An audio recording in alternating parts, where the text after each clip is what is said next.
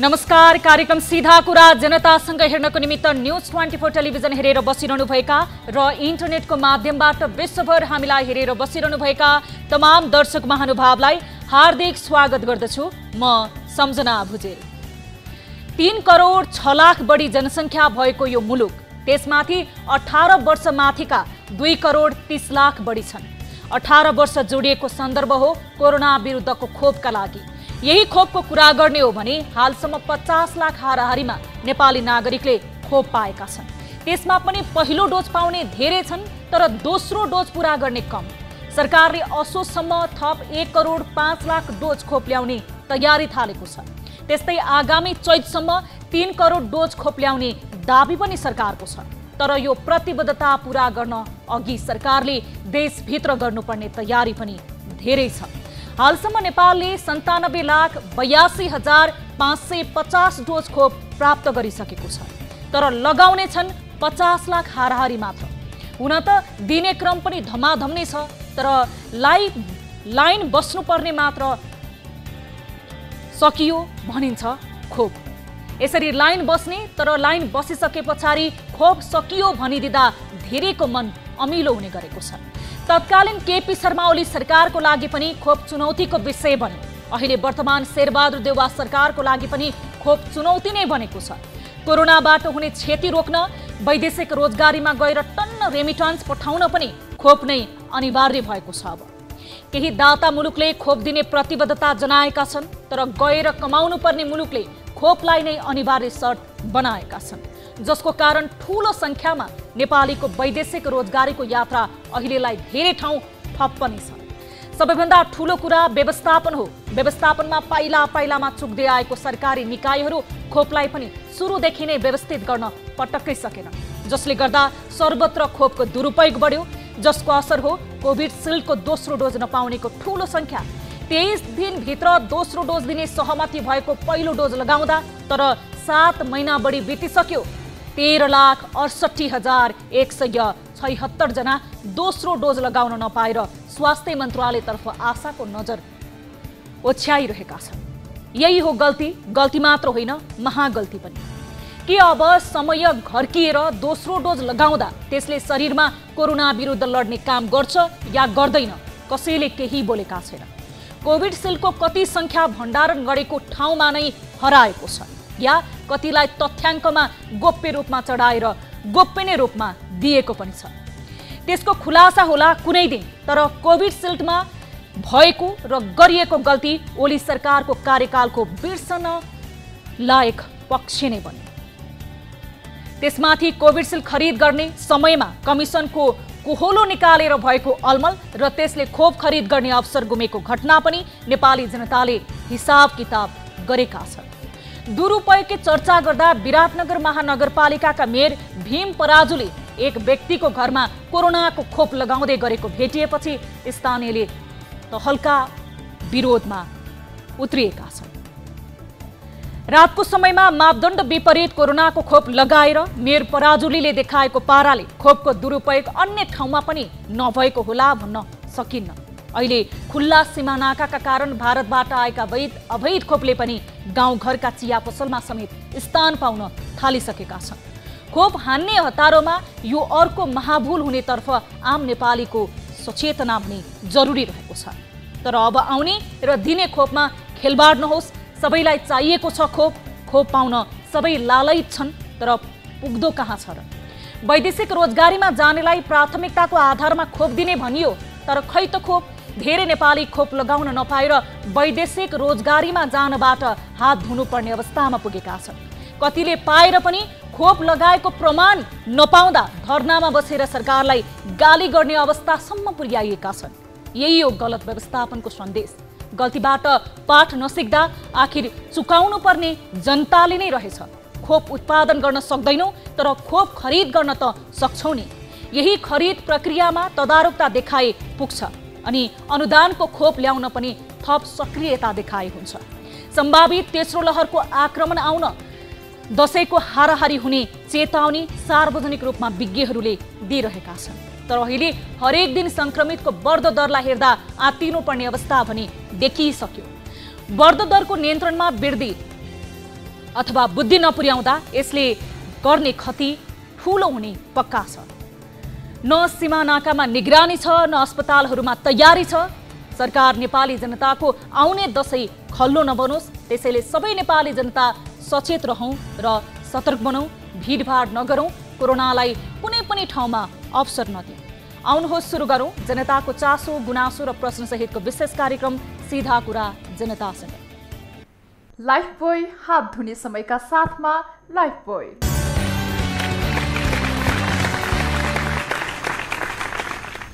स्वागत छ दर्शक महानुभाव कार्यक्रम सीधा कुरा जनतासँगमा। आजको श्रृङ्खलामा पनि हामीले विभिन्न महत्त्वपूर्ण समसामयिक विषयहरूलाई प्राथमिकताका साथ कार्यक्रममा समावेश गरेका छौं। आज हाम्रो पहिलो विषय रहेको छ सबैभन्दा धेरै युवा, त्यसैगरी सबैभन्दा धेरै जनताहरूले गुनासो गरेको विषय रहेको छ खोपको विषय। र त्यसमा पनि जो युवाहरू वैदेशिक रोजगारीको सिलसिलामा विभिन्न देशमा जाने तयारीमा रहेका छन्, त्यसैगरी कतिपय वैदेशिक रोजगारीमा गएर यो कोरोना महामारीको समयमा आफ्नो थापथलो फर्किएका छन्, ती युवाहरूको गुनासो रहेको छ।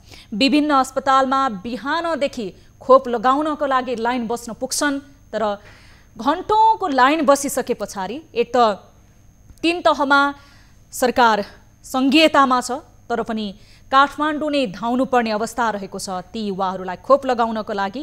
र अहिले पनि कोरोना संक्रमणको कारणले यो कोरोना संक्रमणको दर बढिरहँदाखेरि पूर्ण रूपमा सवारी यातायातहरू सञ्चालन नभएको अवस्थामा उनीहरू बेलुकाको समयदेखि आएर लाइन बस्छन्, लामो समयसम्म लाइन बसिसके पछाडि पनि खोप पाउँदैनन्। र आजबाट वैदेशिक रोजगारीमा जानेहरू जो प्राथमिकतामा परेका थिए जोनसन खोप लगाउनको लागि अमेरिकी सरकारले अनुदानमा दिएको जोनसन खोप लगाउनु पर्ने र 1 डोज मात्र लगायो भने पनि त्यो खोपले काम गर्ने भनिएको थियो। र धेरै जस्तो वैदेशिक रोजगारीमा जाने आम नेपाली दाजुभाइ तथा दिदीबहिनीहरूले जोनसन खोप नै लगाइरहनु भएको थियो। आज भर्खर स्वास्थ्य मन्त्रालयका सम्बन्धित व्यक्तिसँग कुरा गर्दाखेरि जोनसन खोप सकिएको छ। 15 लाख जोनसन खोप नेपालमा अनुदान स्वरूप अमेरिकी सरकारले दिएको थियो, तर त्यो खोप सकिएको छ। र यही कारणले अहिले धेरै वैदेशिक रोजगारीमा जाने भिसाको समय सकिन लागेका धेरै नेपाली दाजुभाइहरू, ती श्रमिक दाजुभाइ तथा दिदीबहिनीहरू अहिले खोप सकिएको कारणले गर्दा वैदेशिक रोजगारीमा नजाउँ, आफ्नो पारिवारिक जिम्मेवारी र परिवारको गुजारा कसरी गरौँ भन्ने अवस्था, देशभित्रै बसौँ, रोजगारीको कुनै पनि अवसर छैन, यस कारणले आक्रोशित हुन विवश छन्। र कुवेत लगायत अन्य साउदी अरेबिया लगायत खाडी मुलुकमा काम गर्न जाने नेपाली दाजुभाइहरू जसले खोप त लगाइसक्नुभयो, तर खोप लगाएर भेरिफाईको एउटा कागज पनि बनाइदिएको छ नेपाल सरकारले प्रमाणीकरण गर्न, तर QR कोड नभएको कारणले गर्दाखेरि कुवेत सरकारले आफ्नो देशमा ती श्रमिकहरूलाई स्वीकृति नदिने, कोरोनाको खोप लगाएको हो होइन त्यसको प्रमाणीकरण QR कोडबाट गर्नुपर्ने भनेर आफ्नो नियम लागू गरिसके पछाडि धेरै कुवेत र साउदी अरेबिया जाने श्रमिकहरू मर्कामा परेका छन्। यस सम्बन्धी रिपोर्ट आजको कार्यक्रममा हामीले समावेश गरेका छौं र सम्बन्धित व्यक्तिहरूसँग पनि हामी कुराकानी गर्नेछौं। यस अलावा हामीसँग अर्को महत्त्वपूर्ण विषय पनि रहेको छ, खोपको दुरुपयोग बढ्दो छ। चाहे विभिन्न सञ्चार माध्यममा आएका र आम मानिसले जानकारी लिएका कुराहरू हुन् कि मन्त्रालयको तथ्याङ्क अनुसार, नेपाल सरकारको तथ्याङ्क अनुसार पनि करिब करिब यो समयमा 3 लाख खोप कहाँ गयो भन्ने सरकारसँग तथ्याङ्क नहुनु, अर्को जुन लक्षित वर्गले खोप लगाउनु पर्ने हो त्यहाँ पावर र पहुँचको आधारमा लक्षित वर्गभन्दा अन्य व्यक्तिहरूले खोप लगाएको गुनासो पनि बढेको छ।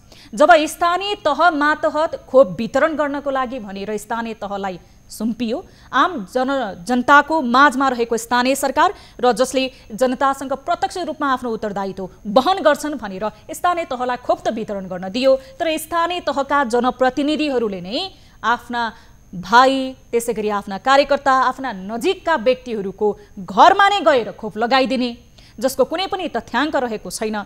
तर ती लक्षित वर्ग जो खोपको प्रतीक्षामा रहेका छन्, फ्रन्टलाइनमा खटेर काम गरिरहेका छन्, ती वर्गले भने खोप पाएका छैनन्। चाहे यो भन्दा अगाडि विराटनगरमा देखिएको कोभिड सिल्ड जुन व्यापारीहरूलाई नै बोलाएर खोप लगाइयो, ज्येष्ठ नागरिकहरू त्यसै गरी अन्य खोप लगाउने प्राथमिकतामा परेका सरकारले नै निर्धारण गरेका व्यक्तिहरूले खोप लगाउन पाएनन् भनेर विरोध गर्न विवश थिए भने अहिले विराटनगरका मेयर साहब भीम पराजुलीले पनि आफ्ना कार्यकर्ता, आफ्ना नजिकका दाजुभाइ जोसँग पहुँच थियो, पावर थियो, ती व्यक्तिको घरसम्म पुर्याएर खोप लगाए। स्थानीय प्रहरी प्रशासनले नि खोप लगाएको अवस्थामा भेटे। बेलुकाको समयमा खोप लगाउन पुगेका ती मेयरलाई स्थानीयहरूले भने चर्को नारा जुलुस गरेर लखेटेका छन्। यो सम्बन्धी विषयवस्तु आजको कार्यक्रममा हामीले समावेश गरेका छौँ र सम्बन्धित व्यक्तिसँग पनि कुराकानी गर्नेछौँ।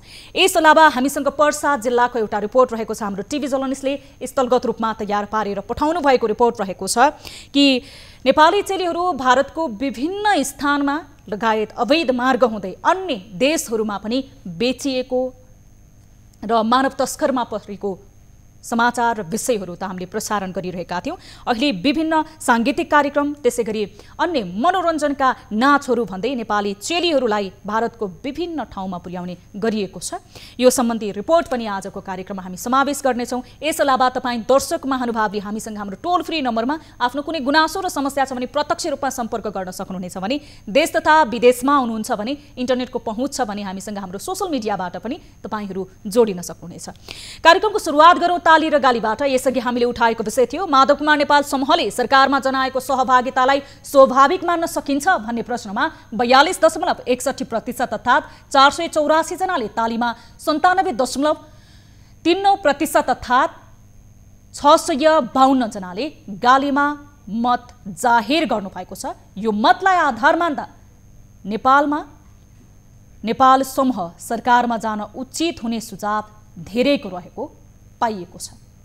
यसअघि प्रदेश प्रमुखहरू र राष्ट्रिय योजना आयोगको पदाधिकारी नियुक्तिमा चासो देखाएको नेपाल समूहले आज भने तत्कालका लागि सरकारमा नजाने निर्णय गरेको छ। अब ताली वा गालीको लागि आजको हाम्रो विषय रहेको छ कोरोना विरुद्धको खोपको वितरण प्रक्रियामा स्थानीय तहको भूमिका निष्पक्ष छ भन्नेले तालीमा र छैन भन्नेले गालीमा भोट गर्न सक्नुहुनेछ। भोटिङ सुरु हुन्छ अबबाट। हाम्रो पात्रको एप्लिकेसन मार्फत तपाईहरूले आफ्नो महत्त्वपूर्ण विचार र प्रतिक्रिया ताली वा गालीमा जनाउन सक्नुहुनेछ। आम जनसरकारको विषय र सार्वजनिक महत्त्व राख्ने विषयलाई हामीले प्रश्नमा केन्द्रित गर्दै आएका छौँ ताकि तपाईँहरूको अमूल्य विचार र प्रतिक्रियालाई पनि हामीले निर्धारण गर्न सकौँ भनेर। अब कार्यक्रमको पहिलो विषय वस्तुतर्फ जान चाहन्छु। वैदेशिक रोजगारीमा जानेहरूका लागि प्राथमिकताको आधारमा कोरोना विरुद्धको खोप उपलब्ध गराउने सरकारी प्रतिबद्धता तुइएको छ। विदेश उड्न भनेर जोन्सन एन्ड जोन्सनको खोप लगाउन विभिन्न अस्पतालमा पुगेकाहरू जो श्रमिकहरू छन् ती निराश बनेका छन्। खोप लगाउन मध्यरातीदेखि नै लाइनमा बसेकाहरूले दिउँसो 12 नबज्दै खोप सकिएको जानकारी पाएर लाइन छोड्नु पर्दा आफूलाई अभागी ठान्न थालेका छन्। वैदेशिक रोजगारीमा जानेहरूका लागि श्रम, रोजगार तथा सामाजिक सुरक्षा मन्त्रालय र उसका मातहतका निकायहरूले प्राथमिकताको आधारमा कोरोना विरुद्धको खोप उपलब्ध गराइदिन स्वास्थ्य तथा जनसङ्ख्या मन्त्रालयलाई आग्रह गरेका थिए। मुख्य श्रम गन्तव्य मुलुकहरूको अक्सफोर्ड लगायतका फाइजर, मोडर्ना र जोन्सन एन्ड जोन्सनको खोपलाई मात्र मान्यता दिने बताएपछि नेपालमा पनि वैदेशिक रोजगारीमा जानेहरूका लागि जोन्सन एन्ड जोन्सन खोपको जुन लगाइदिने निर्णय भएको थियो। तर संयुक्त अरब इमिरेट युएईले सिनोफार्म कम्पनीको उत्पादन अर्थात् भेरोसेललाई मान्यता दिए पनि अन्य देशमा जानेहरू र तत्काल उड्नु पर्नेहरूका लागि भेरोसेल उपयुक्त मानिँदैन। तर अब जोन्सन खोप पनि सकियो भनेर लाउन नपाउने भएपछि सयौं युवाहरूको रोजगारी पनि गुम्ने सम्भावना बढेको छ। वैदेशिक रोजगारीमा गएका नेपालीको पछिल्लो आर्थिक वर्षमा मात्रै झण्डै 875 अर्ब रुपैयाँ रेमिटान्स पठाएका थिए। राष्ट्रको ढुकुटीमा यसरी ऊर्जा भर्नेहरू नै उपेक्षित बनेपछि यसको असर सरकारी ढुकुटीमा पर्ने सम्भावना समेत देखिएको छ। हेरौँ यो फलोअप रिपोर्ट। श्रम गन्तव्य सबै मुलुकले बनाए खोपलाई अनिवार्य शर्त। मुख्य श्रम गन्तव्य मुलुकहरूले कामदारका लागि कोरोना विरुद्धको खोपलाई अनिवार्य शर्त बनाउँदै कामदार लिन बन्द गरेका छन्। नेपालमा समेत कोरोना महामारी बढेपछि नेपाली युवाहरूको आकर्षण गन्तव्य बनेको दक्षिण कोरिया, संयुक्त अरब इमिरेट्स, UAE, मलेसिया र कुवेतले नेपालबाट कामदार लिन बन्द गरेका छन्। दक्षिण कोरियामा कामदार पठाउने प्रक्रिया भने 2076 फागुन 21 देखि नै स्थगित छ। नेपाललाई दक्षिण कोरियाले अझै पनि कोरोना महामारी अति संवेदनशील सूचीबाट हटाएको छैन, जसको कारण पहिला उड्न ठिक परिसकेका सयौं युवाहरू नेपालमा नै रोकिएका छन्। स्मरणीय छ, कोरियाबाट मात्रै वार्षिक रूपमा झण्डै 3 अर्ब रुपैयाँ रेमिटेन्स नेपालभित्र नै गरेको छ। सरकारले कति खोप बाँडिसक्यो? तपाईहरुले 15 लाख हामी सुनेका छौं हैन, जोन्सन एन्ड जोन्सन आको। तपाईको हिजो 1000 लाई बाँड्यो, हिजो 1000 ले लायो। 1000 ले लाउँदा सकिन्छ? यदि सकियो भने नेपाल सरकारको स्वास्थ्य मन्त्रालय छैन, त्यसले विज्ञप्ति जारी गर्नु पर्दैन कति जनालाई खोप लाउने नलाउने भनेर? यसैगरी UAE ले गत वैशाख 23 गतेदेखि नेपालबाट कामदार लिएको छैन। कोरोनाको ठूलो मारमा परेको भारतलाई भने उसले खुला गरेर धमाधम कामदार लिइरहेको छ। गत वर्षको कार्तिक यता मात्रै UAE को अर्ध सरकारी कम्पनीले 29,000 कामदारलाई रोजगारी दिने भन्दै नेपाली दूतावासमा मागपत्र प्रमाणीकरण गरेको थियो। तर दुर्भाग्य, कामदार छनौट गरी उडाउने बेलामा UAE ले नेपाली कामदारमाथि प्रतिबन्ध लगायो। UAE को स्वास्थ्य मन्त्रालयले गत असार 9 मा एउटा सूचना जारी गर्दै Pfizer biotech, Sputnik 5, Sinopharm, Oxford र एस्ट्राजेनेकाको खोपलाई मात्रै मान्यता दिने बताएको छ। जोन्सन एन्ड जोन्सनको खोप हामीलाई पाइएन, हामीलाई त्यो भेरिसल खोप चाहिँदैन, हामीलाई विदेश जानको लागि हामीलाई खोप चाहियो। बिहान 4 बजेदेखि लाइनमा बस्यो, अहिले टोकन दियो, टोकनमा पनि भरोसा छैन। हामीलाई अब जोन्सन एन्ड जोन्सनको खोप चाहिन्छ, त्यो नलागिन हाम्रो भिसा लागिरहेको छ पासपोर्टमा। अब हामीलाई खोप चाहियो। योभन्दा 2 वर्ष अगाडिदेखि नै भिजा अप्लाई गरिसकेका थियौँ। त्यो बेला लकडाउनको कारणले गर्दाखेरि चाहिँ हामीले जान पाएनौँ। अहिलेको अवस्थामा भिजा लागेको म्याक्सिमम 65 दिन क्रस भइसकेको छ। 90 दिनको भिजा मध्येमा अब हाम्रो 12-15 दिनको मात्रै भिजा छ। हामीले लगाउनु पर्ने जोन्सन एन्ड जोन्सन खोप पाएको छैन। कुवेतले आगामी साउन 17 गतेदेखि खोप लगाएका कामदार मात्र लिने भएको छ। कुवेत प्रवेशका लागि अक्सफोर्ड, एस्ट्राजेनेका, फाइजर, मोडर्ना र जोन्सन एन्ड जोन्सनको खोप अनिवार्य गरिएको छ। यता कुवेत जानका लागि खोप लगाएकाहरूले QR कोड अर्थात् खोप लगाएको प्रमाण नपाएपछि यता कुवेत जानका लागि खोप लगाएकाहरूले QR कोड अर्थात् खोप लगाएको प्रमाणपत्र नपाएपछि बिहीबार परिवार कल्याण महाशाखा टेकुमा धरना नै दिएका छन्। QR कोडवाला सर्टिफिकेट बिना हामी कुवेतमा इन्ट्री हुन सक्दैनौँ। हामी यहाँ सम्पूर्ण यहाँ जो पनि उपस्थित हुनुभएको छ उहाँहरू कुवेतको लागि हो। कुवेतमा इन्ट्री हुनको लागि QR कोडवाला सर्टिफिकेट जसरी पनि सरकारले हामीहरूको लागि उपलब्ध गराइदिनु पर्यो। यता साउदी अरेबिया, कतार, बहराइन र ओमानले भने क्वारेन्टिनमा बस्ने शर्तमा मात्र कामदार लान थालेका छन्। यद्यपि साउदी अरेबिया र कतारको पनि पहिलो प्राथमिकता खोप नै रहेको छ। कतार जानको लागि भिसा लागिसकेको छ। अब यो जोन्सन खोप नलाई कतार जान पाइँदैन भन्ने जुन उहाँको मान्यता छ, त्यो अनुसार सरकारले चाहिँ हामीलाई यो जोन्सन खोप उपलब्ध गराइदियोस्। हामीले पैसा काटेर ब्याजमा अब विदेश जान भनेर आएको छौँ। हामीलाई ब्याज लाग्छ। हामीलाई 2-4 रुपियाँ कमाउने मान्छेलाई हामी कहाँ सकिँदैन यसरी बस्नलाई। हामीलाई खोपको जरुरत छ। खोप नलगाएका व्यक्तिलाई नबोक्न हवाई सेवा कम्पनीलाई आदेश। यता सबैभन्दा बढी नेपाली कामदारको माग भइरहेको साउदी अरेबियाले आफ्नो देशभित्र नै हवाई सेवा कम्पनीहरूलाई खोप नलगाएका यात्रु नबोक्न निर्देशन दिइसकेको छ। अक्सफोर्ड, एस्ट्राजेनेका, फाइजर बायोटेक, मोडर्नाको 2 डोज खोप र जोन्सनको 1 डोज खोप लगाएको यात्रुलाई मात्रै बोक्ने अनुमति साउदी अरेबियाभित्र नै हवाई सेवा कम्पनीलाई आदेश दिइएको छ। सरकारको आदेश जोन्सनको खोप नै देऊ। प्रमुख श्रम गन्तव्य मुलुकहरूले यसरी खोपको अनिवार्यता र खोप उत्पादक कम्पनी नै तोकेपछि यही अनुसारको तयारी नेपालमा पनि भएको हो। श्रम, रोजगार तथा सामाजिक सुरक्षा मन्त्रालयले जोन्सन एन्ड जोन्सन कम्पनीको खोप नै वैदेशिक रोजगारीमा जानेहरूका लागि उपलब्ध गराइदिन स्वास्थ्य मन्त्रालयलाई ताकेता गरेको थियो। स्वास्थ्य मन्त्रालयले निर्णय गरेर केही केन्द्रीय अस्पतालहरू तोकिदियो। टेको अस्पताल पहिल्यैदेखि थियो। त्यसपछि सशस्त्र प्रहरी अस्पताल, सिभिल अस्पताल, पाटन अस्पतालमा हामीले यो भिड चाहिँ अलिक बढी नै भयो, यसलाई व्यवस्थापन गरौँ भनेर 4 ठाउँमा गर्दाखेरि त कमसेकम अहिले सुरुवातमै उहाँहरू एकैचोटि आउनु भएको छ। क्रमशः खोप लाउँदै गएपछि र 4 ठाउँमा विभाजन गरिसकेपछि अलिकति पातलो होला, उहाँहरूलाई त्यति लाइन नबस्ला भन्ने हिसाबले निर्णय गर्यौँ। रोजगारी गुमाउने सम्भावना बढ्दै तर खोप सकियो भनिएपछि विदेश सुन्न तयार रहेका सयौं युवाहरू देशभित्रै अलपत्र पर्ने सम्भावना बढेको छ। यदि सरकारले तत्काल खोप व्यवस्था गर्न नसके धेरै नेपाली युवाहरूलाई रोजगारी गुमाउने खतरा पनि बढ्दो छ। नेपालमा अहिले भेरोसिल र कोभ्याक्स सुविधा अन्तर्गतको जोन्सन एन्ड जोन्सन खोप मात्र उपलब्ध छ, तर त्यो पनि पर्याप्त मात्रामा छैन। जोन्सन एन्ड जोन्सनको अब बाँकी मौजदात कति छ भन्ने पनि यकिन विवरण सार्वजनिक गरिएको छैन। अमेरिकी सरकारको सहयोगमा नेपाल ल्याइएको 15,35,850 डोज खोप मध्ये काठमाडौँ उपत्यकामा हालसम्म करिब 1.5 लाखले मात्र खोप लगाएको जानकारी सार्वजनिक गरिएको थियो। यता सबैभन्दा बढी नेपाली कामदार रहेको कतारमा भने दैनिक 40,000लाई खोप दिने कार्य भइरहेको छ, जसले गर्दा खोप नलगाएका पनि कतार जान सक्छन्। तर उनीहरूले 10 दिन क्वारेन्टिनमा बस्नुपर्ने प्रावधान छ। खोप लगाएकाहरूले भने सोझै रोजगारदाता कम्पनीमा जान पाउँछन्। दर्शक महानुभाव, जनता कोरोना संक्रमण र खोपको यो प्रतीक्षामा रहेका छन्। तर यसरी जो जनताको सेवा गर्नको लागि आफू चुनिएको र जनताको सेवाको लागि समर्पित भन्ने व्यक्तिहरू भने कानमा तेल हालेर बसेको अवस्था छ।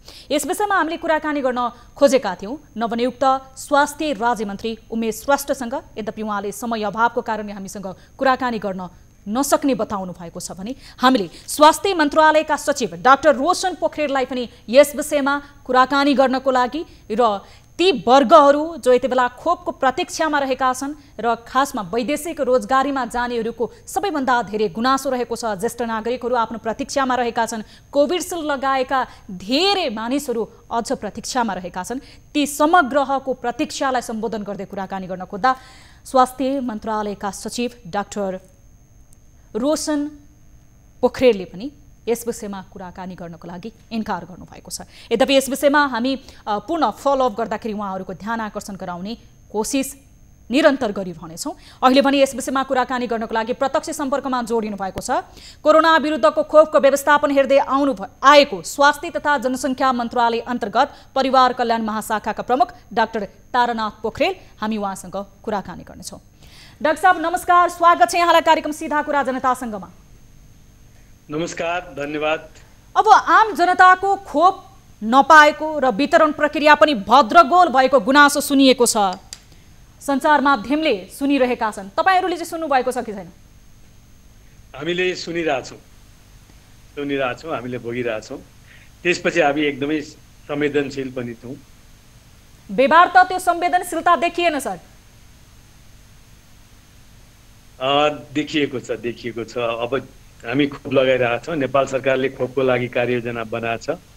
माघ 14 गतेदेखि हामी निरन्तर रूपमा खोप प्राप्त गर्ने लगाउने काममा व्यस्त छौँ। सायदै स्वास्थ्य मन्त्रालयले यसपालि महामारी नियन्त्रण र खोप लगाउने काममा यति धेरै मेहनत गरेको मैले मेरो जागिरको दौडानमा पहिलोपल्ट महसुस गरेको छु। 24 घण्टा हामी प्रयत्नशील छौँ, तर खोपको उपलब्धि सुनिश्चितता छैन, अभाव छ विश्वभरि। त्यसैले गर्दा पनि हामीले चाहेको मात्रामा चाहेको उमेर समूहलाई हामीले लगाउन नसकिरहेको अवस्था हो। अब तपाईँले बताउनु भयो कि हामीले त्यो गुनासो पनि सुनिरहेका छौँ, खोप पाइएन, खोपको प्रतीक्षामा छौँ भन्नेहरूको। त्यसै गरी तपाईँले वितरण प्रक्रिया पनि हामीले हेर्दाखेरि सन्तोषजनक देख्छौँ भनेर। तर आम मानिसको गुनासो तपाईँहरूकोमा फरक गएको अथवा तपाईँहरूकोमा रिपोर्ट नै तपाईँहरूले कागजी रूपमा हेर्नुभएको, व्यवहार त तपाईहरूले खोप वितरण गरेको केन्द्रहरूमा गएर हेर्नु भएको छ, निकै भद्रगोल छ सर। समय समयमा हामीले गएर हेरेका छौँ। त्यहाँको अनुभव, त्यहाँको आधारमा, त्यहाँको फिडब्याकको आधारमा हामीले त्यसै किसिमले निर्णयहरू गर्ने, व्यवस्थापनहरू गर्ने काम गर्दै आएका छौँ। अब स्थानीय तहसँग पनि यति बेला खोप वितरणको लागि समन्वय गरिरहेको छ खोप केन्द्रले। स्थानीय तहबाट नै वितरण भइसके पछाडि अझ जनताले सहज रूपमा खोप लगाउन पाउँछन् भनेर। तर स्थानीय जनप्रतिनिधिकै मिलेमतोमा खोपको अपारदर्शी रूपमा वितरण भइरहेको, खोपमा नातावाद कृपावाद चलेको, यो किसिमको गुनासो चाहिँ तपाईँहरूकोमा आउँदैन?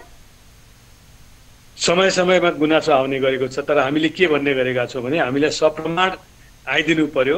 यदि सप्रमाण आइदिनु भयो भने हामी कारवाही गर्छौँ। नियमअनुसार कारवाही गर्न नेपाल सरकार, स्वास्थ्य मन्त्रालय तयार छ। कानुन छ, नियम छ, त्यसै अनुसार सबै कानुनको सहभागी, कानुनबाट दण्डित सबैले हुनुपर्छ। यदि बदमासी गरेको छ, कसैले अनियमितता गरेको छ भनेदेखि भनेर हामीले भन्दैछौँ। तर हामीलाई अहिलेसम्म सप्रमाण जानकारीहरू प्राप्त नभएको कारणले गर्दा पनि हामीले कारवाही गर्न सकिरहेको अवस्था छैन। डाक्टर साहब, अब अहिलेसम्म नेपालमा कति खोप आयो? टोटल अहिले ठ्याक्कै एकदिन त अहिले मैले रिपोर्ट लिएर आइन, तर जस अब मलाई हामी सबैलाई थाहा छ करिब 79 लाख जति डोज आइसकेको छ। अब झन्डै 30 लाख जति अब आउने क्रममा छ। यो साउन महिनाभित्रमा आइपुग्छ। त्यसले गर्दा झन्डै 1 करोडभन्दा माथिको खोप चाहिँ नि हामीले अहिलेसम्म यो साउन महिनाभित्रमा सुरुदेखि प्राप्त गर्नेछौँ। अब 1 करोडभन्दा माथि खोप तपाईँहरूले लक्ष्यअनुसार आएको भनेर बताउनु भयो, तर त्यसमध्ये कति जनताले लगाउन पाए त्यो मोटामोटी तपाईँलाई थाहा छ?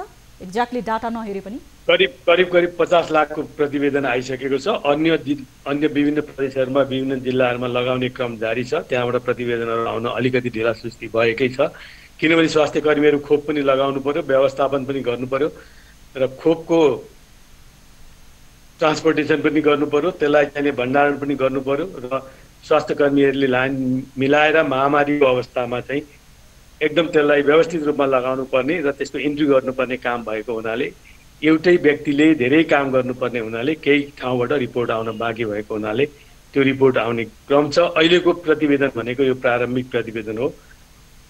क्याम्पेन सकिएपछि यसको पूर्ण रूपमा प्रतिवेदन आउँछ, त्यतिखेर सम्पूर्ण हिसाब किताब सहित हामीलाई चाहिँ नि रिपोर्ट सम्पूर्ण निकायहरूले पठाउनुपर्छ।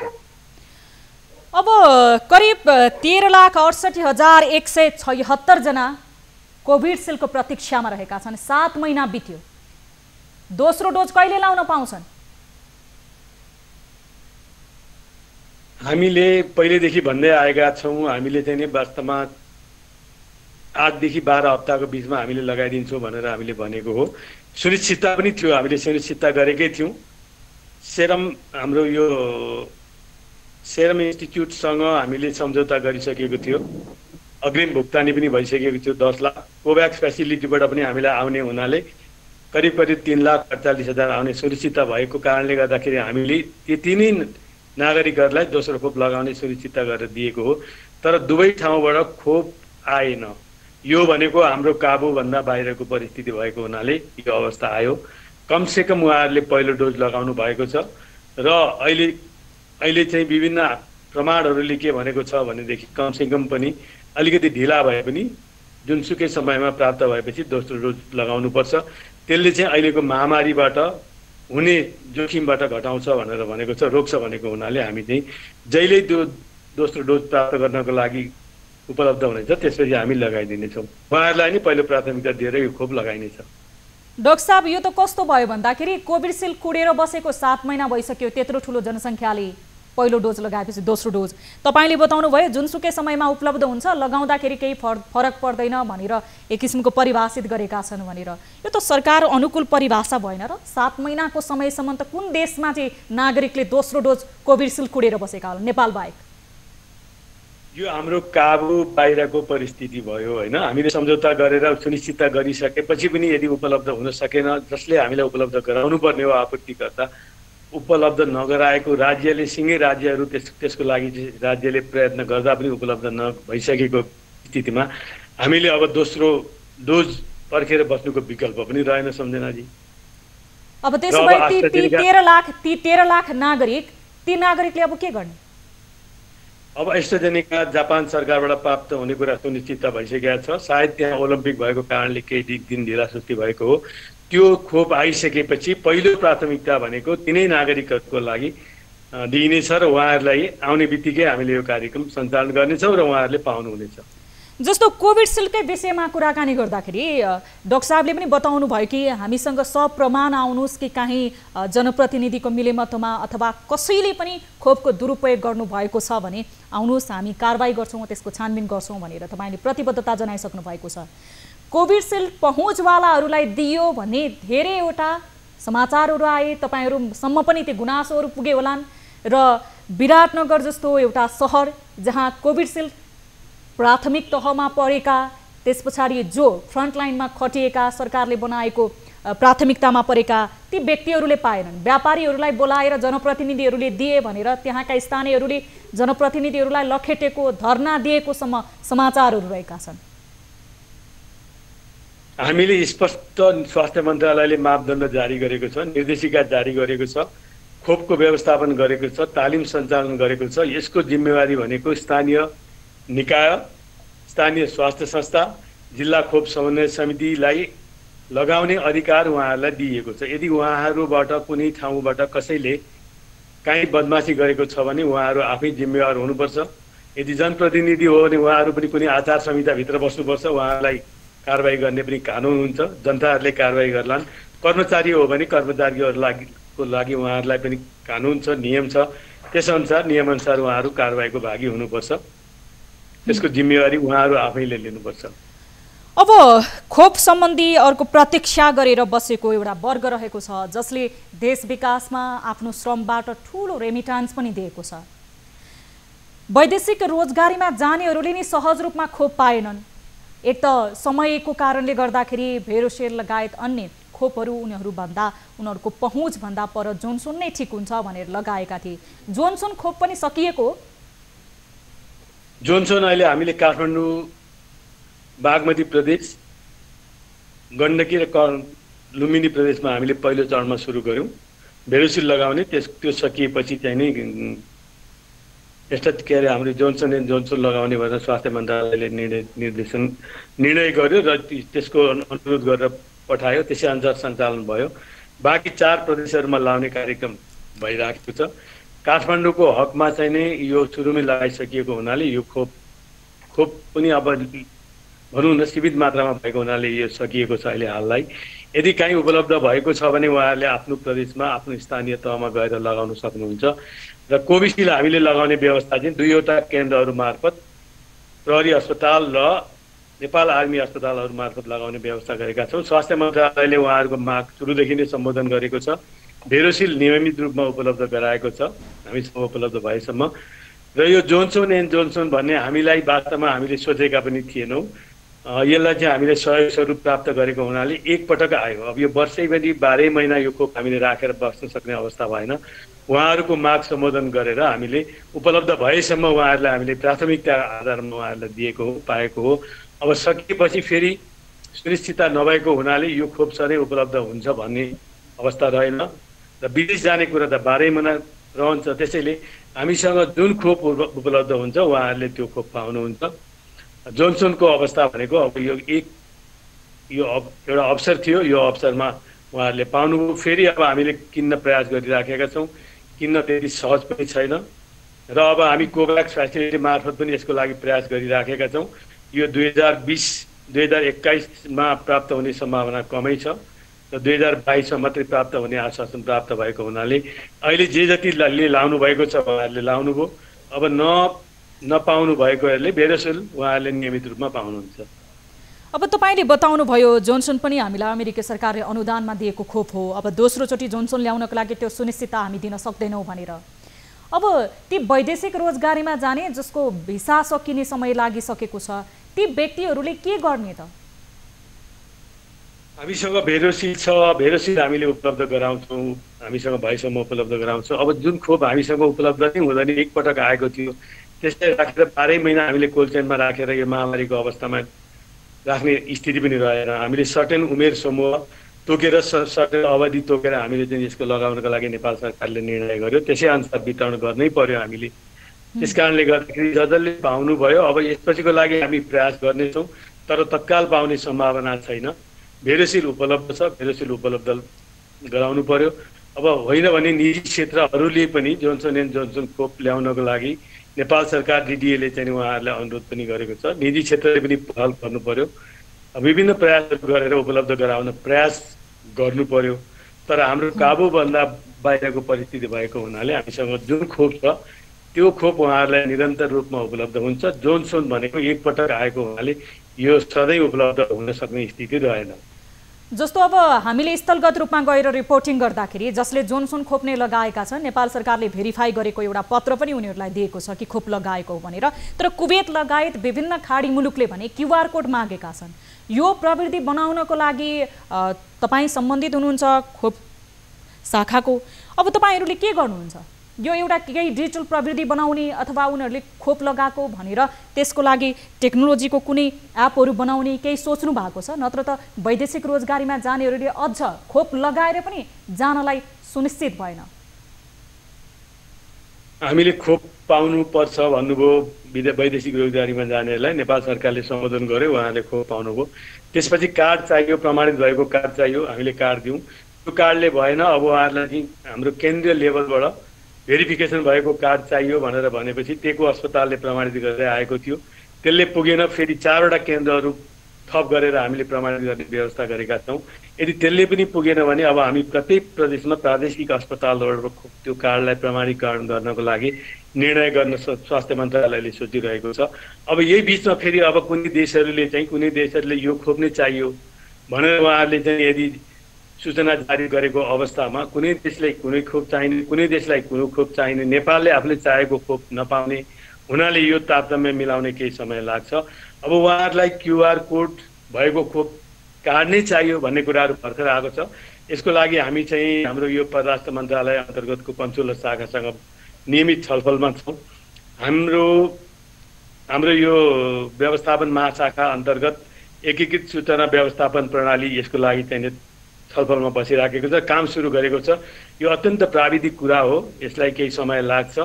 हामीले अहिले चाहिँ हामीसँग भएसम्म 4वटा केन्द्रीय निकायका अस्पतालहरूले कार्ड प्रमाणित गरेर भेरिफिकेसन गरेर दिने एउटा व्यवस्था मिलाइसकेका छौँ।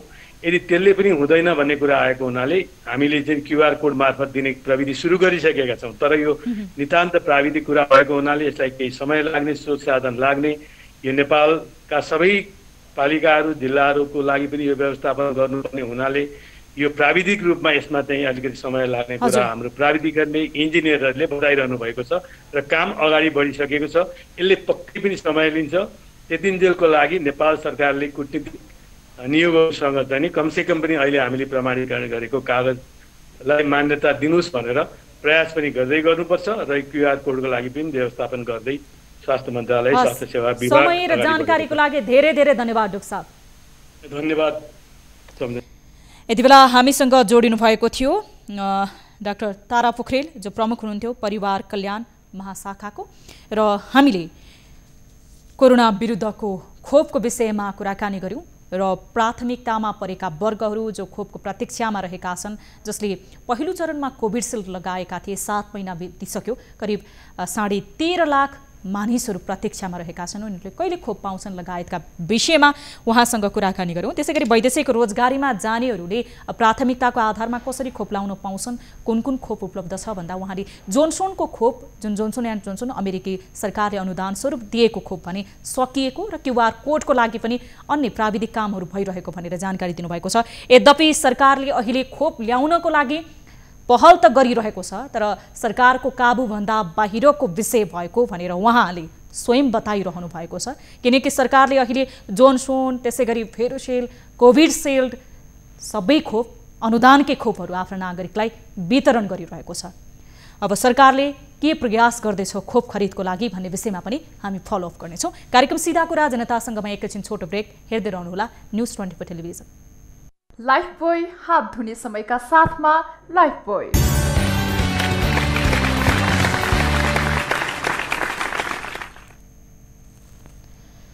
ब्रेकपछि स्वागत छ दर्शक महानुभाव। अब लागौँ अर्को विषयतर्फ। कोरोना विरुद्धको खोप वितरणको अधिकार अधिकांश जिल्लामा स्थानीय तहलाई नै दिएको छ, तर यही खोपको दुरुपयोग कसरी भइरहेको छ भने दृष्टान्त विराटनगरमा देखिएको छ।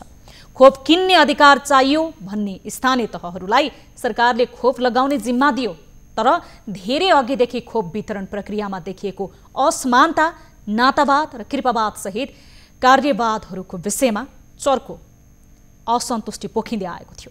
यसलाई सच्याउन नसक्दा धेरै ठाउँमा दुरुपयोग मात्र भएन, खोप वितरणलाई लिएर भएको विवाद सतहमा समेत आयो। विराटनगर महानगरपालिकामा भने मेयर भीम पराजुलीले नै रातको समयमा व्यक्तिको घरमा गएर खोप लगाइरहेको अवस्थामा भाग्नुपर्ने अवस्था सिर्जना भएको छ। महानगरवासीको पहिलो जिम्मा र दायित्व उनको नगरवासीको पनि हो। ठूलो संख्यामा विराटनगरवासीले खोप पाउन नसकेको गुनासो सिधा कुरामा पछिल्लो एपिसोडमा पनि विराटनगरबाट फोन मार्फत राखेका थिए। यही अवस्थाको बीच मेयर पराजुलीको यो कदम सार्वजनिक भएपछि अब विराटनगरवासी थप चनाखो बन्नुपर्ने अवस्था आएको छ। तर मेयर पराजुलीले भने आफूले त्यस्तो कुनै दुरुपयोग नगरेको र आफ्नो चरित्र हत्या गर्न विरोधीहरूले गरेको षड्यन्त्र मात्र भएको दाबी गर्नुभएको छ। विराटनगरबाट हाम्रा टिभी जर्नलिस्ट तारा आचार्यले पठाएको यो रिपोर्ट हेरौँ।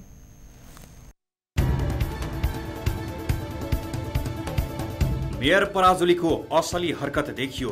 मेयर पराजुली बुधबार राति करिब 9 बजे खोप सहित विराटनगर 5 निवासी कंग्रेस बुथ समितिका सभापति विमल राज भण्डारीको घरमा पुगेको खबर पाएपछि स्थानीयले विरोध गरेका थिए। स्थानीयको विरोधपछि हतार हतार मेयर गाडी चढेर भागेको स्थानीयले बताएका छन्। मेयरले भन्सार एजेन्ट प्रवीण जोशीको गाडीमा खोप लगेको स्थानीयको भनाइ छ। स्थानीयले विरोध गर्दासम्म करिब 15 देखि 20 जनाले खोप लगाइसकेको स्थानीयले बताए। कोही भाके के भन्छन् हैन भाषामा यहाँ खोप लगाइदै थियो। कसको घरमा? यो विमल राज भण्डारीको, माधवराज भण्डारी, उहाँ कांग्रेसको बुथ सभापति वार्ड नम्बर 5 को। मैले काहीँ बेला म घरमा सुतेको मान्छे उठेर हिँडेर हालत त्यही हो। यसरी आएँ, मलाई लच्चर पच्चर गरेर बाहिर निकालियो। म ढोका सोका फोडेर गरे। यो यहाँ वार्डको भन्दा बाहिरी मान्छेहरू बढी थिए। मेयर साहबको मान्छेहरू, मेयर साहबका भनौँ अब माधवराज भण्डारीको बुथ सभापतिका मान्छेहरू भनौँ को मान्छे थिए। अब सबै मान्छे चिनिँदैन, किन यो वार्डका मान्छे भएको भए हामी चिन्थ्यौँ। यो गाउँ ठाउँको भएको भए त्यसमा एक दुईजनालाई हनायो होला, लुलाइ फुकाइ गरेर। कतिजनालाई हानिसकेको थिए तपाईँहरू आउँदा? यो मलाई आइडिया छैन। यो चाहिँ कतिजनाले हाने, म आउँदाखेरि भिडमा मार्थ्यो। खोप वितरण पारदर्शी बनाऊ भन्दै प्रदर्शन। मेयर पराजुलीको उक्त हरकतपछि स्थानीय विरोधमा उत्रिएका छन्। बिहिबार महानगरपालिका कार्यालय अगाडि विरोध प्रदर्शन गर्दै युवाहरूले हाम्रो खोप खोइ, जनता खोपको वेटिङमा, मेयर साहब खोपको सेटिङमा, मेयर साहबले के दिन्छ, नोट भएकालाई खोप दिन्छ भन्दै नाराबाजी गरेका थिए।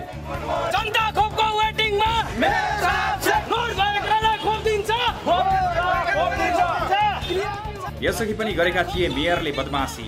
यसअघि पनि मेयर भीम पराजुलीले आफ्नो घरमा विराटनगरका धनाढ्य व्यापारीहरूलाई खोप लगाएको भन्दै स्थानीयले विरोध गरेका थिए। खोप दुरुपयोग घटनाको जिल्ला प्रशासन कार्यालय मोरङले छानबिन गर्ने भएको छ। मापदण्ड विपरीत र तोकिएको समय बाहिर खोप लगाउन नपाउने भए पनि स्वयं मेयर नै संलग्न भएको घटनाबारे छानबिन गर्न प्रशासन तयार भएको छ।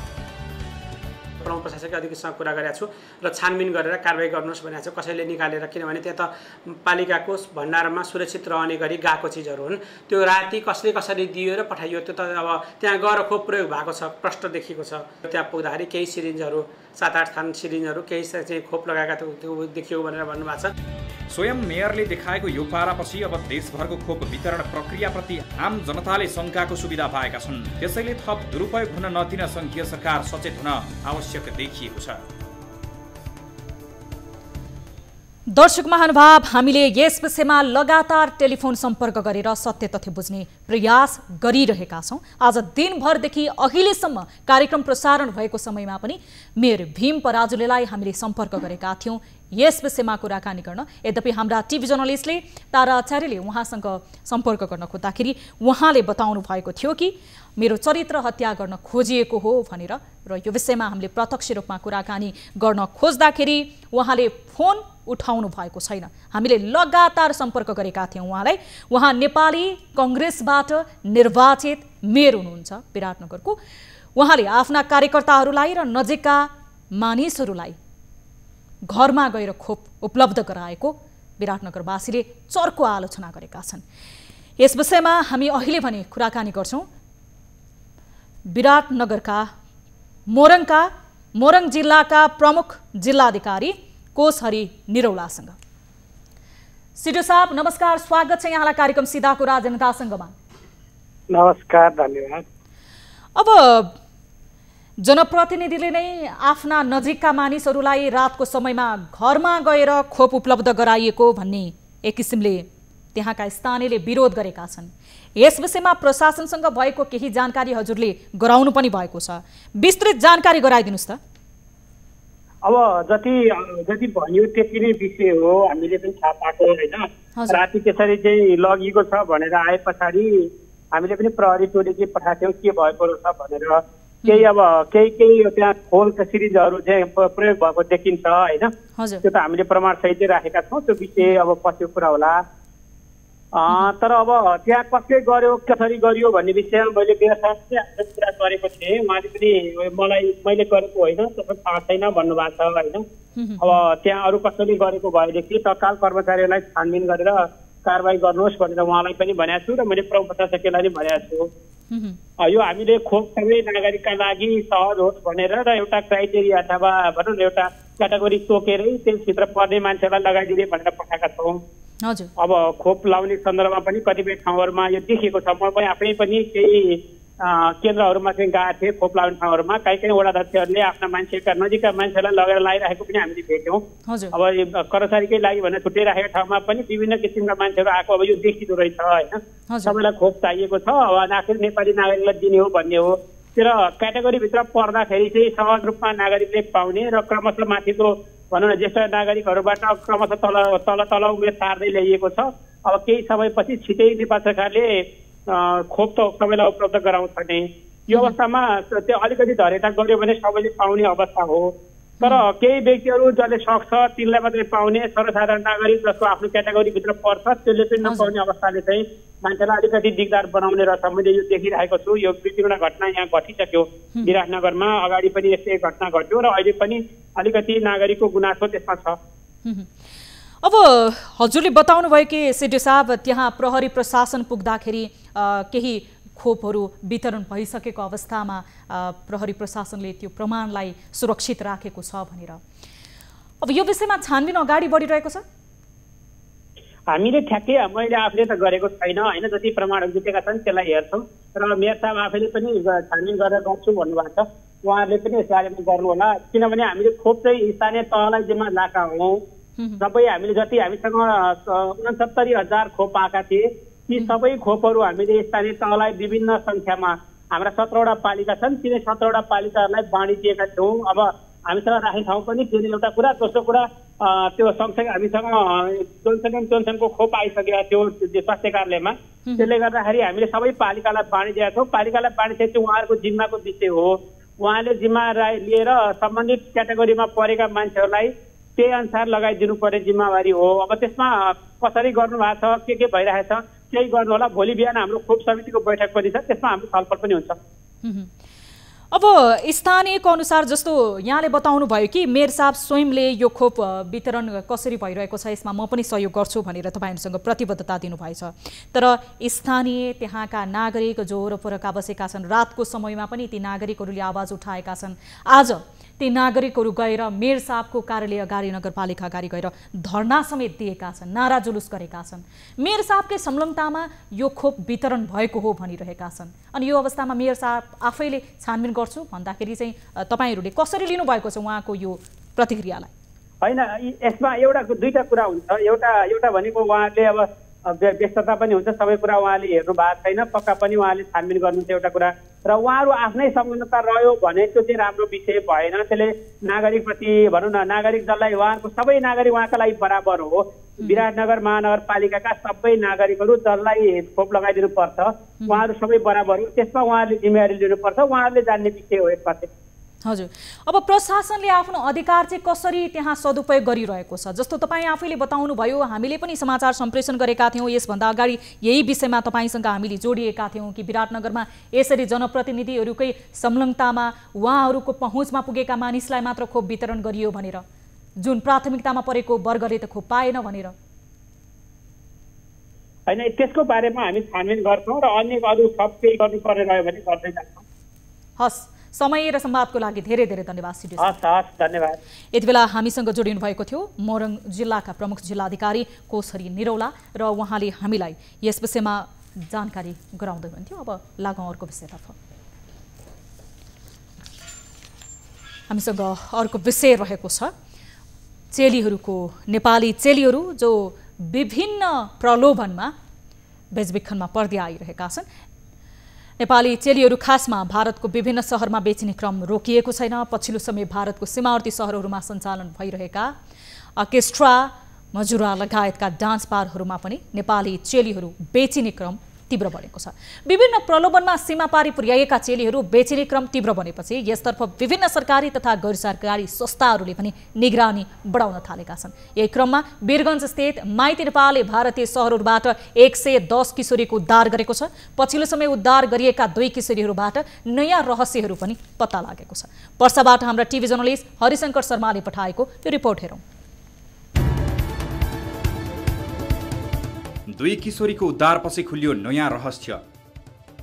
गत मङ्गलबार झापाकी 20 र 16 वर्षीय दुईजना किशोरीहरूलाई भारतको छौडादानोबाट उद्धार गरिएको छ। माइती नेपाल, नेपाल प्रहरी एवं भारतीय प्रहरीको सहयोगमा बेचिएकी ती दुई किशोरीलाई उद्धार गरेर माइती नेपालको संरक्षणमा राखिएको छ। सोही किशोरीहरूको बेचबिखानमा संलग्न आरोपमा पर्सा प्रहरीले दुईजनालाई पक्राउ गरेको छ। पक्राउ पर्नेमा झापाकै बिर्तामोड नगरपालिका 9 की 20 वर्षीय लक्ष्मी दास र सुनसरीको इटहरी उपमहानगरपालिका 12 की 19 वर्षीय खुशबु विश्वकर्मा रहेकी छन्।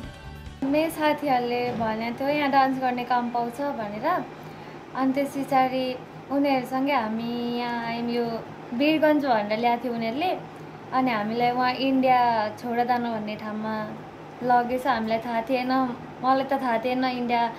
अनि त्यस पछाडि उहाँ लग्यो हामीलाई। अनि त्यस पछाडि उहाँ लगेको 4-5 दिन पछाडि यहाँ माइती नेपाल संस्था र जिल्ला प्रहरी कार्यालयको सरहरूले हामीलाई अनि यहाँ उद्धार गरेर यहाँ ल्याउनु भएको। यसरी उद्धार गरियो दुई किशोरीको। यी दुवै किशोरीहरूलाई बिक्री गर्नका लागि भारत पुर्याइएको थियो। दुईजना किशोरीलाई भारत बिहारको छौडादानो भन्ने स्थानमा पुर्याई बेचबिखनको प्रयास भइरहेको प्राप्त सूचनाको आधारमा प्रहरीले मङ्गलबार भारतीय प्रहरीको सहयोग संयोजन गरी उनीहरूको उद्धार गरेको थियो। छौडादानोमा पुगिसकेपछि मोबाइल फोन खोसेर एउटा कोठामा राखेर भारतकै अन्य स्थानमा पठाउने तयारी भइरहेको समयमा उनीहरूको उद्धार गरिएको थियो। उद्धार गरिएकाहरूबाट बेचबिखनको नयाँ गन्तव्य सीमावर्ती शहरलाई नै बनाउन थालिएको रहस्य पनि खुलेको छ। अर्केस्ट्रा र मुजुरामा पुर्याइँदै चेलीहरू। अर्केस्ट्रा नाच, मुजुरा, डान्स बारमा बेचेर यौन व्यवसायमा धकेल्ने गरेका छन्। पूर्वी तराईका जिल्ला एवं पहाडी क्षेत्रका गरिब असहाय परिवारका किशोरीहरूलाई राम्रो जागिर लगाइदिने बहाना बनाएर नजिकका र चिने जानेकाहरूले बेचबिखन गर्ने क्रम बढ्दो छ। वीरगन्ज शाखा हाम्रो माइती नेपाल शाखा कार्यालय र प्रहरी प्रशासनसँगको सहकार्यमा हामी चाहिँ यहाँ मानव बेचबिखन रोकथामको लागि विरुद्धको रोकथामको लागि काम गर्दै आइरहेको छौँ र सिमानामा बढी मात्रामा सिमानामा निगरानी गर्ने कार्य भइरहेको छ। यसरी नै बेचिएकाहरूको उद्धार गर्ने क्रममा वीरगन्ज स्थित माइती नेपालले पछिल्लो समय 110 जना किशोरीहरूको उद्धार गरेको छ। वर्षा लगायत नेपाल भारत सीमा क्षेत्र एवं भारतको विभिन्न सहरहरूमा अलपत्र परेका तथा मानव बेचबिखनको शिकार बनेकाहरूको उद्धार गरिएको हो। उद्धार गरिएकाहरू बढीजसो 12 देखि 25 वर्ष उमेर समूहका छन्। दर्शक महानुभाव, यस विषयमा हामी छोटो कुराकानी गर्नेछौँ। हामी कार्यक्रमको करिब करिब अन्ततर्फ छौँ। यति बेला हामीसँग टेलिफोन सम्पर्क मार्फत जोडिनु भएको छ एसपी बेलबहादुर पाण्डे। हामी उहाँसँग कुराकानी गर्नेछौँ। नमस्कार एसपी साहब, स्वागत छ यहाँलाई कार्यक्रम सीधा कुरा जनतासँगमा। नमस्कार। हजुर, अब वीरगन्जको रक्सोल नाकामा चेलीबेटीहरू बेचबिखनको लागि प्रमुख मार्ग बनेको अवस्था रहेछ। यस विषयमा हामीलाई विस्तृत जानकारी गराइदिनुहोस् कि माइती नेपाल र तपाईँहरूकै सहकार्यमा सक्रियतामा त्यहाँ सीमावर्ती जिल्लाबाट चेलीहरूको उद्धार भएको रहेछ। हजुर, अब यो बेचबिखनको लागि प्रमुख मार्ग बनेको हो रक्सोल? होइन, उसै पनि भारतसँगको जुन प्रमुख नाकाहरू छन् त्यो भारततर्फ जानको लागि त त्यो बाटोको रूपमा चाहिँ प्रयोग हुने कुरो त स्वाभाविकै भइगयो। हजुर,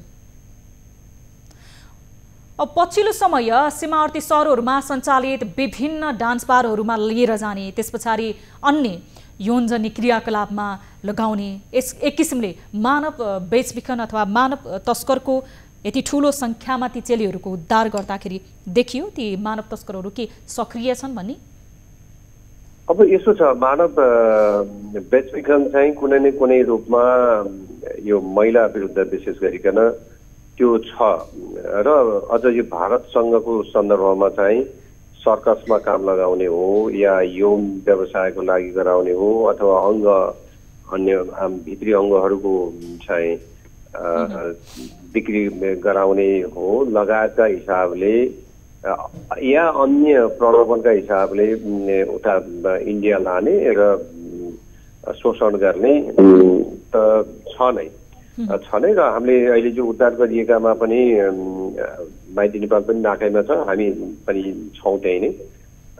लगभग यो गएको आर्थिक वर्षमा 100 भन्दा बढी नै युवतीहरू उद्धार गरिएर फर्काइएको अवस्था छ र त्यसमा चाहिँ अब कतिपयमा पीडित पक्षले चाहिँ जारी दिन नचाहने, उसको आफै इच्छा पनि हुने भएर हामीले त्यसमा चाहिँ प्रायमा अभिभावकलाई बोलाउने र अभिभावकलाई जिम्मा लाएर पठाउने गरेका छौँ र जुनमा चाहिँ अब पीडित तयार छ र त्यो चाहिँ कन्फर्म छ त्यसमा हामीले मुद्दा पनि लगेका छौँ र पछिल्लो समय हामीले 3-4 वटा चाहिँ केसमा चाहिँ यो मानव बेचबिखन विरुद्ध मुद्दा दर्ता गरेर लगेका छौँ र एउटा केस त अहिले अन्डर इन्भेस्टिगेसनमै छ।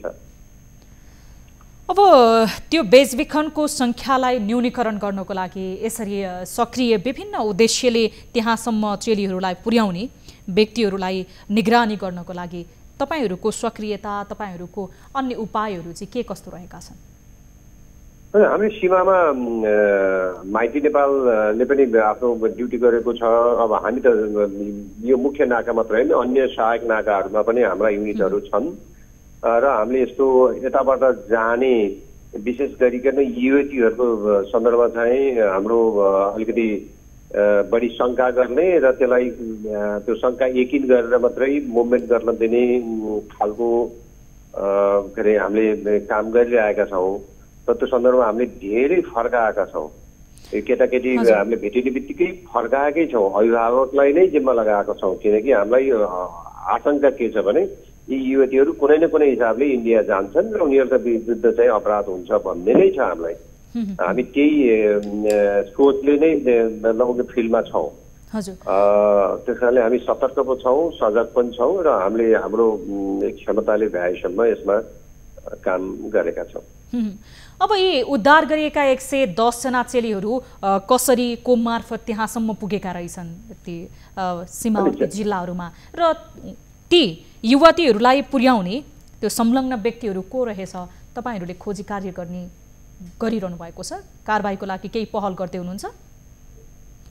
यसमा चाहिँ होइन हामीले पक्राउ नै गरेका छौँ नि। हजुर, अभियुक्त पक्राउने गरेर म्याथप लिएर राखेकै छौँ त। 2 जना पक्राउ परेका नै छन्। अब आम दर्शकहरूलाई बताइदिनुहोस् त ती पक्राउ परेका व्यक्ति जो चेलीबेटी बेचबिखन खासमा मानव तस्कर मानव बेचबिखनमा संलग्न भएका छन् ती व्यक्तिहरूलाई कस्तो किसिमको सजाय हुन्छ? यसमा मानव बेचबिखन यो नियन्त्रण ऐन छ, यो बमोजिम नै कारवाही हुन्छ। हजुर, सर्वप्रथम त अब जो पीडित भनिएको हो उसको चाहिँ अब बयान चाहिने हुन्छ हामीलाई। जब उनीहरू तयार हुन्छन् तब हामीले त्यो मुद्दा प्रक्रियामा लिएर गएका छौँ। उनीहरू तयार नभएको अवस्थामा चाहिँ अब हामीले अभिभावकलाई जिम्मा लगाएर फर्काएका छौँ र हामीलाई लागेको छ उनीहरू फेरि फर्केर इन्डिया गएका छैनन् भन्ने नै छ। त्यो फेरि गएको हकत अब हामी भन्न सक्ने कुरो रहेन। जबसम्म चाहिँ पीडितले मेरा विरुद्ध अपराध भयो भन्छ र उसले जाहेरी दिन अथवा बयान दिन तयार हुन्छ तब हामीले कानुनी कारवाहीको प्रक्रियामा नै लगेका छौँ। हजुर, समय र संवादको लागि धेरै धेरै धन्यवाद एसपी साहब। Thank you. यति बेला हामीसँग जोडिनु भएको थियो एसपी बेलबहादुर पाण्डे जो प्रमुख हुनुहुन्थ्यो जिल्ला प्रहरी कार्यालय पर्साको र 110 जना चेलीहरू जो विभिन्न रोजगारीको सिलसिलामा सीमावर्ती देशको जिल्लाहरूमा पुगेका थिए। ती 110 जना चेलीहरूको उद्धार गरेको र सम्बन्धित जसले यो मानव बेचबिखनमा ती चेलीहरूलाई त्यहाँसम्म पुर्याउनको लागि संलग्न भएको व्यक्तिलाई पनि कारबाहीको प्रक्रियामा लिएर आएको जानकारी गराउँदै हुनुहुन्थ्यो। कार्यक्रम सीधा कुरा जनतासँगको निर्धारित समय सकिएको छ। थप न्युजको लागि हाम्रो वेबसाइट www.news24nepal.com हेर्न नभुल्नुहोला र कुनै पनि समस्यामा हुनुहुन्छ र गुनासो छ भने हाम्रो टोल फ्री नम्बरहरू 67 011 24 24 त्यसै गरी 98 015 7 24 24 98 84 011 037 मा निःशुल्क रूपमा फोन गर्न सक्नुहुनेछ। र यसै गरी तपाईहरू देश तथा विदेशमा हुनुहुन्छ र इन्टरनेटको पहुँचमा हुनुहुन्छ भने भाइबर व्हाट्सएप र यसै गरी हाम्रो अफिसियल फेसबुक पेज र युट्युब मार्फत पनि आफ्नो समस्या र गुनासो हामीसँग राख्न सक्नुहुनेछ। र तपाईँ काठमाडौँ उपत्यकाभित्र हुनुहुन्छ र नेपालमा कुनै पनि तपाईँलाई पाइक पर्ने अवस्थामा हुनुहुन्छ भने हाम्रो कार्यालय पानी पोखरी काठमाडौँमा आएर पनि प्रत्यक्ष रूपमा आफ्नो गुनासो र समस्या हामीसँग राख्न सक्नुहुनेछ। कार्यक्रम सीधा कुरा जनतासँगबाट म सम्झना भुजेल बिदा माग्दछु। हेर्दै रहनुहोला न्युज 24 टेलिभिजन। हामी निरन्तर न्युजमा छौँ। नमस्ते।